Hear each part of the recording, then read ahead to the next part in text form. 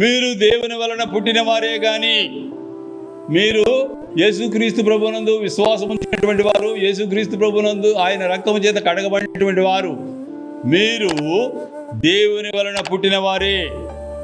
రక్తము వలనైనను శరీరేచ్ఛల వలనైనను మానుషేచ్ఛల వలనను పుట్టిన వారు కారు. అంటే మనము తల్లిదండ్రులకు పుట్టినటువంటి వారం.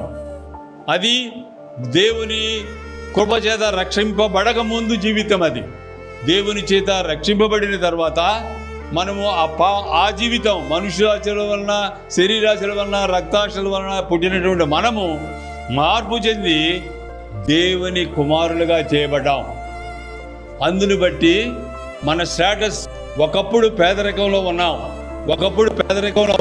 తినడానికి తిండి లేదు, కట్టుకోవడానికి బట్టలేవు, ఉండడానికి ఇల్లు లేదు, ఆస్తిపాస్తులు లేవు. మరి అటువంటి స్థితిలో ఉన్నటువంటి మనల్ని తీసుకువచ్చి ఐశ్వర్యవంతులుగా చేశారు. యేసుక్రీస్తు ప్రభువునందు ప్రార్థన చేసుకుని ఐశ్వర్యవంతులకు ఇచ్చినాడు.